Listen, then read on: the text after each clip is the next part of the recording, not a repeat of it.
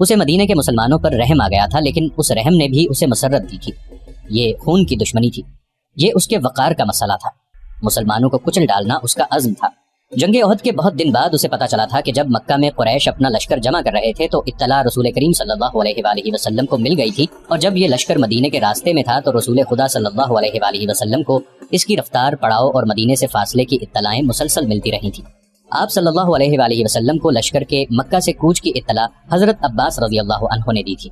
قریش کے اس لشکر نے مدینے سے کچھ میل دور کوہ احد کے قریب ایک ایسی جگہ کیمپ کیا تھا جو ہری بھری تھی اور وہاں پانی بھی تھا۔ خالد کو معلوم نہ تھا کہ مسلمانوں کے 2 جاسوس اس لشکر کی پوری تعداد دیکھ آئے ہیں اور رسول کریم صلی اللہ علیہ وآلہ وسلم کو بتا چکے ہیں۔ 21 مارچ 625 عیسوی کے روز رسول کریم صلی اللہ علیہ وآلہ وسلم نے اپنی فوج کو کوچ کا حکم دیا اور شیخین نامی ایک پہاڑی کے دامن میں جا کر خیمہ زن ہوئے۔ آپ صلی اللہ علیہ وآلہ وسلم کے ساتھ 1000 پیادہ مجاہدین تھے، جن میں سے 100 نے سروں پر زرہ پہن رکھی تھی۔ مجاہدین کے پاس صرف 2 گھوڑے تھے، جن میں سے ایک نبی کریم صلی اللہ علیہ وآلہ وسلم کے پاس تھا۔ اس موقع پر منافقین کے نفاق کا پہلا خطرناک مظاہرہ ہوا جو غداری کے مترادف تھا۔ مدینہ کے بعض ایسے لوگوں نے اسلام قبول کر لیا تھا جو دل سے مسلمان نہیں ہوئے تھے۔ انہیں رسول اللہ صلی اللہ علیہ وآلہ وسلم نے منافقین کہا تھا۔ کسی کے متعلق یہ معلوم کرنا کہ وہ سچا مسلمان ہے یا منافق بہت مشکل تھا۔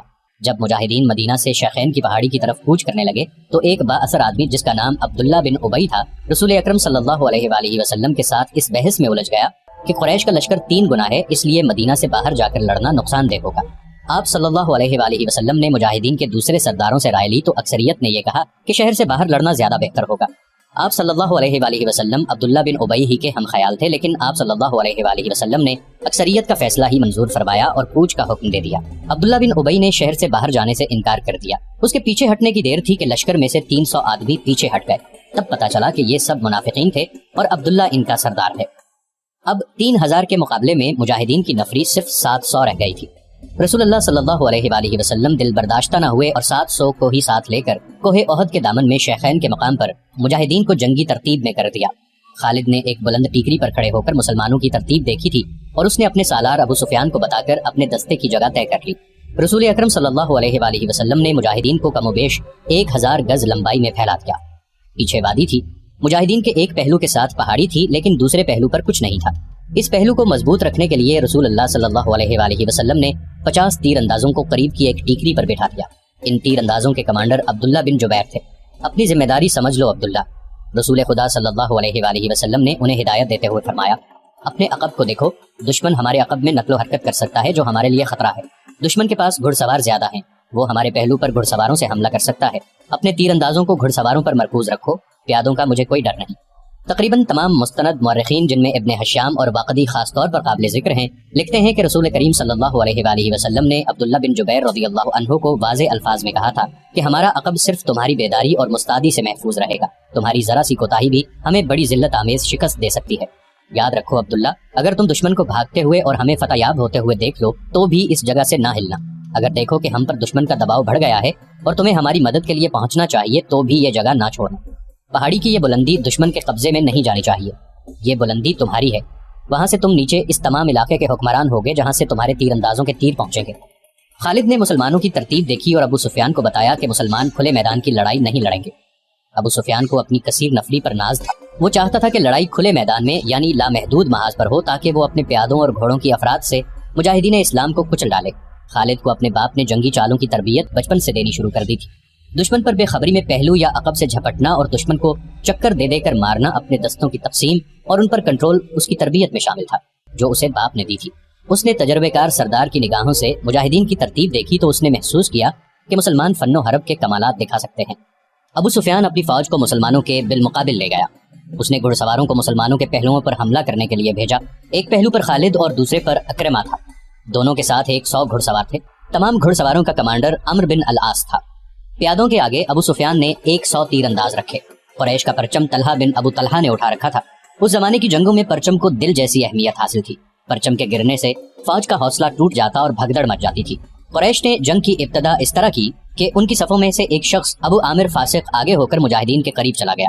اس کے پیچھے قریش کے غلاموں کی کچھ تعداد بھی تھی۔ ابو عامر مدینے کا رہنے والا تھا، وہ قبیلہ اوس کا سردار تھا۔ جب رسول کریم صلی اللہ علیہ وآلہ وسلم مکہ سے ہجرت کر کے مدینہ گئے تو ابو عامر نے قسم کھا لی تھی کہ وہ آپ صلی اللہ علیہ وآلہ وسلم کو اور تمام مسلمانوں کو مدینہ سے نکال کر دم لے گا۔ उस पर एक बड़ी ही हसीन यहूदन का और यहूदियों के मालो दौलत का तिलिस्म तारी था। यहूदियों की इस्लाम दुश्मन कार्रवाइयां जमीन दोज होती थी। बज़ाहिर उन्होंने मुसलमानों के साथ दोस्ती और फर्माबरदारी का मुआहिदा कर रखा था। अबू आमिर उन्हीं के हाथ में कठपुतली बना हुआ था, लेकिन उन यहूदियों ने उसे कुरैश का दोस्त बना रखा था। अब मुजाहिदीन कुरैश के खिलाफ लड़ने के लिए मदीना से निकले तो अबू आमिर कुरैश के पास चला गया। उसके कबीले औस के बहुत से आदमी रसूल करीम सल्लल्लाहु अलैहि वसल्लम के दस्ते मुबारक पर इस्लाम कबूल कर चुके थे और वो कुरैश के मुकाबले में सफ आरा थे। अबू आमिर आगे चला गया और मुजाहिदीन से बुलंद आवाज से मुखातिब हुआ। रसूल करीम सल्लल्लाहु अलैहि वसल्लम ने उसे फासिक का खिताब दिया था। कबीला औस के गैरतमंद बहादुरों, अबू आमिर फासिक ने कहा, तुम मुझे यकीनन पहचानते हो, मैं कौन हूँ, मेरी बात गौर से सुनो। वो अपनी ललकार पूरी न कर पाया था कि मुजाहिदीन इस्लाम की सबसे कबीला औस के एक मुजाहिद की आवाज गरजी, ओ फासिक बदकार, हम तेरे नाम पर थूक चुके हैं। खालिद को वो वक्त याद आ रहा था। मुजाहिदीन इस्लाम की सबसे अबू आमिर और उसके साथ गए हुए गुलामों पर पत्थरों की बौछार शुरू हो गई। मौरिख लिखते हैं कि पत्थर बरसाने वाले कबीला औस के मुजाहिदीन थे। अबू आमिर और गुलाम जो मुजाहिदीन के पत्थरों की जद में थे, एक एक दो दो पत्थर खाकर पीछे भाग आए। यहूदी मदीने में बैठे लड़ाई की खबरों का इंतजार कर रहे थे। जिस यहूदन के तलिस्म में अबू आमिर गिरफ्तार था, वो अपनी कामयाबी की खबर सुनने के लिए बेताब थी। उसे अभी मालूम न था कि उसके हुस्न जवानी के तलिस्म को मुसलमानों ने संसार कर दिया है। अबू आमिर फासिक के इस वाक़े से पहले वो औरतें जो कुरैश के लश्कर के साथ गई थीं, लश्कर के दरमियान खड़ी होकर सुरीली आवाजों में ऐसे गीत गा रही थीं जिनमें बद्र में मारे जाने वाले कुरैश का जिक्र ऐसे अल्फाज में, ऐसी तर्ज में किया गया था कि सुनने वालों का खून खौलता और रोंगटे खड़े हो जाते थे। उन औरतों में से एक दो ने जोशीली तकरीर की सूरत में भी कुरैश के खून को गरमाया था। औरतों को पीछे चले जाने का हुक्म मिला तो अबू सुफियान की बीवी हिंद ने एक घोड़े पर सवार होकर एक गीत गाना शुरू कर दिया। उसकी आवाज बुलंद थी और उसमें सोज भी था। तारीख लिखने वालों ने उस गीत के पूरे अशआर कलमबंद नहीं किए। उन्होंने लिखा है कि ये गीत फहश था जिसमें मर्द और औरत के दरपर्दा ताल्लुकात का जिक्र था। अशआर जो तारीख में आए हैं वो इस तरह हैं। इनमें जिस अब्दुद्दार का नाम आता है ये बनु अब्दुद्दार है। बनु उमैया उसी की एक शाख थी। बनु अब्दुद्दार कुरैश का बहुत ऊंचा खानदान था। अब्दुद्दार के सपूतों, हमारे घरानों के पासबानों, हम रात की बेटियां हैं, हम तकियों के दरमियान हरकत करती हैं। इस हरकत में लुत्फ और लज्जत होती है। तुम दुश्मन पर चढ़ दौड़े तो हम तुम्हें अपने सीनों से लगा लेंगे, तुम भाग आए तो हम तुम्हारे करीब नहीं आएंगी। इसके बाद अबू आमिर फासिक पर मुजाहिदीन इस्लाम की तरफ से संगबारी हुई और उसके फौरन बाद कुरैश ने मुजाहिदीन पर तीर फेंकने शुरू कर दिए। मुजाहिदीन ने इसके जवाब में तीर बरसाए। खालिद अपने पहलू वाले मुसलमानों के पहलू पर हमला करने के लिए अपने 100 सवारों के साथ तेजी से बढ़ा। उसे मालूम नहीं था कि बुलंदी पर तीर अंदाज छुपे बैठे हैं। उसके सवार बेधड़क चले आ रहे थे। रास्ता जरा तंग था, सवारों को आगे पीछे होना पड़ा। खालिद सोच समझकर अपने सवार दस्ते को इस पहलू पर लाया था। अपने बाप की तरबियत के मुताबिक उसे बड़ी खुद एतमादी से तवक्को थी कि वो हल्ला बोलकर मुसलमानों को इस पोजीशन में ले आएगा कि वो पसपा हो जाएंगे और अगर जमकर ना लड़े तो कुरैश के घोड़ों तले कुचले जाएंगे। मगर मुसलमानों के पहलू से उसके सवार अभी दूर ही थे कि ऊपर से तीरंदाजों ने उसके अगले सवारों को न आगे जाने के काबिल छोड़ा, न वो पीछे हटने के काबिल रहे। एक एक सवार कई कई तीर खाकर गिरा और जिन घोड़ों को तीर लगे उन्होंने खालिद के सवार दस्ते के लिए कयामत बर्पा कर दी। पीछे वाले सवारों ने घोड़े मोड़े और पसपा हो गए। उधर कुरैश की औरतों ने दफ और ढोलक की थाप पर वही गीत गाना शुरू कर दिया जो हिंद ने अकेले गाया था, यानी अब्दुद्दार के सपूतों, हम रात की बेटियां हैं। मौरिख वाक़दी लिखता है कि अरबी जंगजुओं के उस वक्त रिवाज के मुताबिक एक एक जंगजू के लड़ने का मरहला आया। सबसे पहले कुरैश के परचम बरदार तलहा बिन अबू तलहा ने आगे जाकर मुजाहिदीन इस्लाम को ललकारा कि उसके मुकाबले के लिए किसी और को आगे भेजो।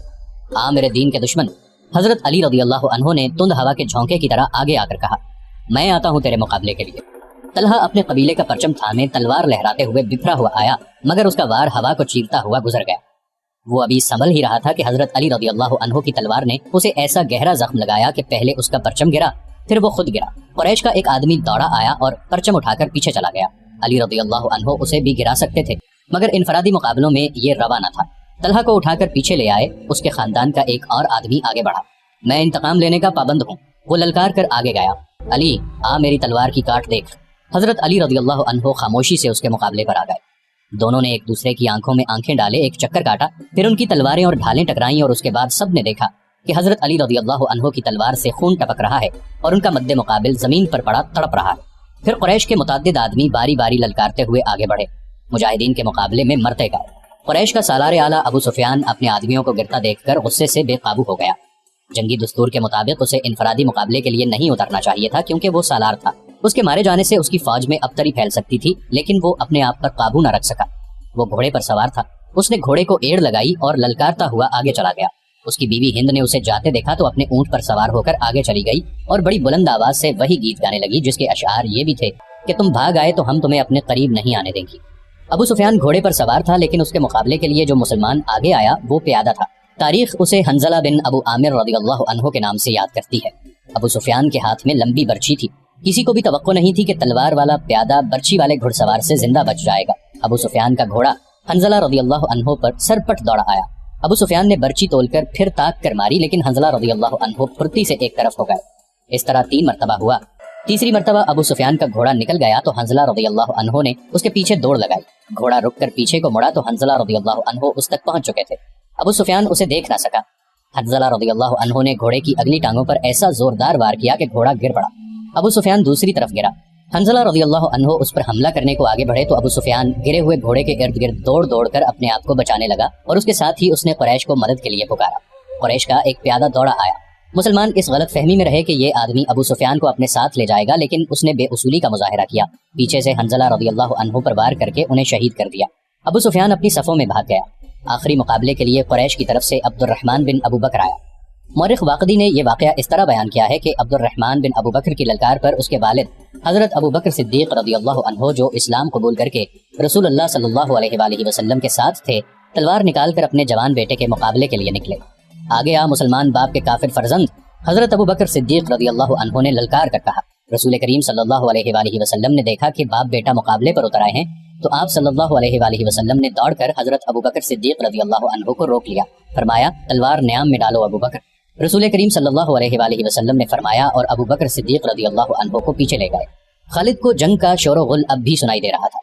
وہ منظر اس کی آنکھوں نے اپنی پلکوں میں محفوظ کر رکھا تھا۔ انفرادی مقابلے ختم ہوتے ہی قریش نے مسلمانوں پر حلہ بول دیا۔ رسول اکرم صلی اللہ علیہ وآلہ وسلم نے احد کی پہاڑی کو اپنے عقب میں رکھا ہوا تھا، اس لیے مجاہدین اسلام کو عقبی حملے کا خطرہ نہیں تھا۔ آمنے سامنے کا مارکا خونریز تھا۔ مسلمانوں کی نفری بہت تھوڑی تھی۔ اس کمی کو انہوں نے جذبہ تیغزنی کے کمالات سے پورا کر دیا۔ اگر قریش کو نفری کی افراد حاصل نہ ہوتی اور وہ مسلمانوں کے آگے نہ ٹھہر سکتے، وہ نفری کے زور پر لڑ رہے تھے۔ خالد کی نظر رسول کریم صلی اللہ علیہ وآلہ وسلم پر تھی۔ آپ صلی اللہ علیہ وسلم ایک پہلو پہ تھے، یہی پہلو تھا کہ جس پر خالد کو حملہ کرنا تھا۔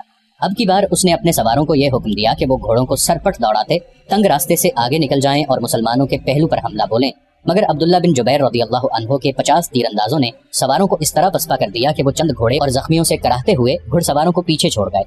مارکا عروج پر تھا۔ صرف ایک آدمی تھا جو لڑ نہیں رہا تھا۔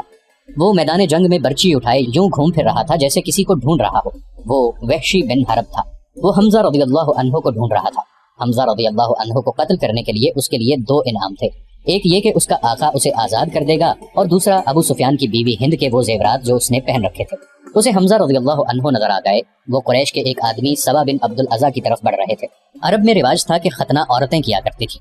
مورخ ابن حشام کے مطابق اسلام سے پہلے ہی عربوں میں ختنے کا رواج موجود تھا۔ حمزہ رضی اللہ عنہ نے جس سبا کو للکارا تھا اس کی ماں ختنہ کیا کرتی تھی۔ ختنہ کرنے والی کے بیٹے حمزہ رضی اللہ عنہ نے اسے للکارا، ادھر آ اور مجھے آخری بار دیکھ لے۔ سبا بن عبد العزا حمزہ رضی اللہ عنہ کی طرف بڑھا۔ غصے سے اس کا چہرہ لال تھا۔ وہ تلوار اور ڈھال کی لڑائی کا ماہر تھا۔ حمزہ رضی اللہ عنہ بھی کچھ کم نہ تھے۔ دونوں ایک دوسرے کے قریب آئے اور ایک دوسرے پر وار کرنے لگے۔ دونوں کی ڈھالیں وار روک رہی تھی۔ وہ پینترے بدل بدل کر وار کرتے تھے، لیکن ڈھالیں تلواروں کے راستے میں آ جاتی تھی۔ اس وقت وحشی بن حرب جھکا ہوا آہستہ آہستہ ان کی طرف بڑھ رہا تھا۔ اسے زمین اور جھاڑیوں نے اوٹ دے رکھی تھی۔ حمزہ رضی اللہ عنہ اپنے دشمن کی آنکھوں میں دیکھ رہے تھے۔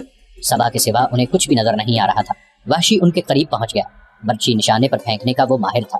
وہ اتنا قریب ہو گیا جہاں سے اس کی برچی خطا نہیں جا سکتی تھی۔ وہ اٹھ کھڑا ہوا اور برچی کو ہاتھ میں تولا، پھر اسے پھینکنے کی پوزیشن میں لایا۔ حمزہ رضی اللہ عنہ نے سبا پر یکے بعد دیگرے تیزی سے 2-3 وار کیے۔ آخری وار ایسا پڑا کہ حمزہ رضی اللہ عنہ کی تلوار سبا کے پیٹ میں اتر گئی۔ حمزہ رضی اللہ عنہ نے تلوار اس کے پیٹ سے اس طرح نکالی کہ اس کا پیٹ اور زیادہ پھٹ گیا اور وہ حمزہ رضی اللہ عنہ کے قدموں میں گر پڑا۔ حمزہ رضی اللہ عنہ ابھی سنبھلے ہی تھے کہ وحشی نے ان پر پوری طاقت سے برچی پھینکی۔ فاصلہ بہت کم تھا۔ برچی حمزہ رضی اللہ عنہ کے پیٹ میں اتنی زیادہ اتر گئی کہ اس کی انی حمزہ رضی اللہ عنہ کی پیٹھ سے آگے نکل گئی۔ حمزہ رضی اللہ عنہ گرے نہیں، انہوں نے ادھر ادھر دیکھا، انہیں وحشی دکھائی دیا۔ حمزہ رضی اللہ عنہ برچی اپنے جسم میں لیے ہوئے وحشی کی طرف بڑھے۔ وحشی جہاں کھڑا تھا وہیں کھڑا رہا۔ حمزہ رضی اللہ عنہ 4-5 قدم چل کر گر پڑے۔ وحشی ان کے جسم کو ہلتا جلتا دیکھتا رہا۔ جب جسم کی حرکت بند ہو گئی تو وحشی ان تک آیا۔ وہ شہید ہو چکے تھے۔ وحشی نے ان کے جسم سے برچی نکال لی اور چلا گیا۔ اب وہ ہند اور اپنے آقا جبیر بن مطعم کو ڈھونڈنے لگا۔ خالد کو وہ مارکا یاد آ رہا تھا اور اس کے دل پر بوجھ سا بڑھتا جا رہا تھا۔ اس کا گھوڑا چلا جا رہا تھا۔ وہ نشیبی جگہ سے گزر رہا تھا، اس لیے احد کی پہاڑی کی چوٹی اس کی نظروں سے اوجھل ہو گئی تھی۔ اسے اپنے قبیلے کی عورتیں یاد آئیں جو قریش اور ان کے اتحادی قبائل کو جوش دلا رہی تھی۔